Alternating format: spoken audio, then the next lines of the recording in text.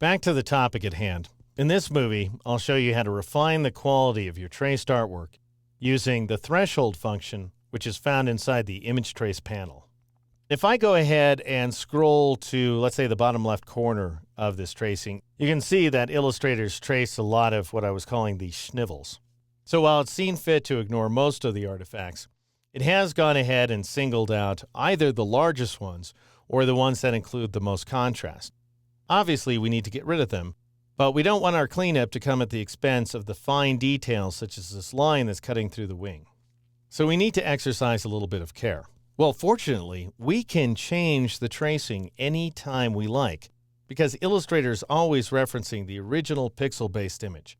Let me show you what I mean. I'm going to go ahead and click on this traced artwork in order to select it with the black arrow tool.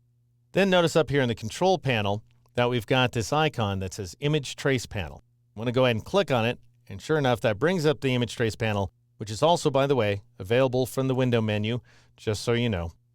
Now I want to go ahead and move this panel out of the way, but I don't want to drop it in with the rest of my workspace, so I'm going to drag from the far left side of the title bar like so. So I avoid this number, where I drop the panel in with either the expanded panels or the collapsed ones that are represented by icons. So I'll go ahead and move this panel right about there so it remains free-floating. Notice this view setting. It says tracing result, meaning I can see the result of the auto tracing. However, if I want to see the artwork in a different light, then I can go ahead and click on tracing result. And for example, I can select the source image to see the image file itself. Initially, that won't make any difference because the preview checkbox is turned off. If you want to see your changes as you apply them, then you either need to click on the trace button or turn on the preview checkbox. And I'm just going to turn on preview. And sure enough, there's my original pixel-based image. So I want you to see that is there all the time, and that remains a linked file, meaning that if I make some changes to the original file on disk inside of Photoshop or any other program and save those changes, they will be automatically reflected inside of Illustrator, and Illustrator will retrace my artwork accordingly. Again, linking is really the way to go. Anyway, I'm going to switch my view back to tracing result. Notice that mode by default is set to black and white, which is exactly what we're looking for. This threshold value allows us to decide what black and white are. So essentially what's happening is Illustrator is on the fly converting this grayscale image, which we saw just a moment ago. So notice if I switch back to source image, the original image is a bunch of grays. There is no such thing in this image as absolute black, and there's no such thing as absolute white, which is pretty typical of scanned artwork. That's kind of actually what you want from your scanner, because otherwise you're going to be clipping details and you don't want that.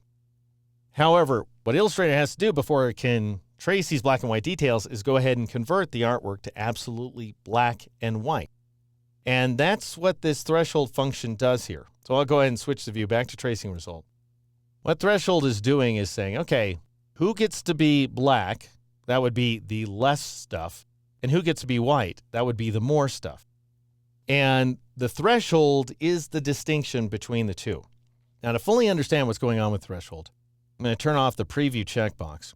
You need to understand what black and white are in the world of imaging. I'll go ahead and move this scroll bar all the way to the left until the value reads 1. A value of 0, if such a thing were possible here in this panel, a value of 0 is black. So when you enter a value of 1, you're saying 1 and 0, that's it. They're black and nothing else, which means very little about this artwork would be black, and just about everything else would be interpreted as white. And in fact, if I go ahead and turn on the preview checkbox in order to see the results of this change, sure enough, the entire artwork goes white, which obviously is not what we want.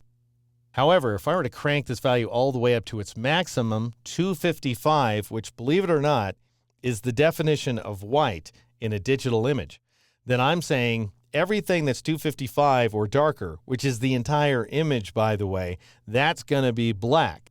And then nothing's going to be white.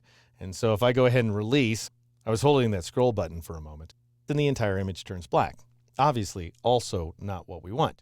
By default, this value is right in the middle. That is, it's 128, which is basically medium gray. And what we're saying here at this setting is anything that's darker than medium gray, convert that to black and go ahead and trace it with black. Anything that's brighter than medium gray, convert that to white and trace it with white. So what's the upshot of all this theory? Well, if you want to restore fine details inside of your image, if you're losing details, then you want to go ahead and increase this value. So notice if I take this value up to 200, I'm saying anything that's 200 or brighter, that's going to be white, and anything 200 or darker, that's going to be black. And if I press the Enter key or the Return key on a Mac in order to accept that value, then you can see not only am I thickening up my line art, but I'm also introducing a lot more of those schnivels into the traced artwork. If I want to get rid of the artifacts at the expense of the fine details in my artwork potentially, then I would reduce the value. For example, if I take the value down to 40, I'm saying anything 40 or brighter is going to be white, and only that stuff that's 40 or darker is going to be black.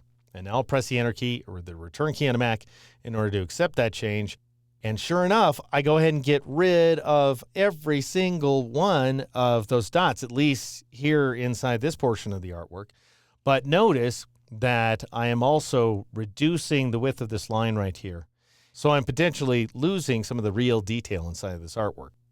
Now, I eventually decided through trial and error that the best threshold setting for this specific image is 70. So I'll go ahead and enter that value in there, and then I'll press the Enter key or the Return key on the Mac to apply it. And notice that that does bring back some of that line just a little bit. So it strengthens the detail inside of the artwork, but we do still have, well, at least one dust particle. Fortunately, threshold is not our only option for cleaning up the artwork. We also have this function called noise, and I'll explain how that works in the next movie.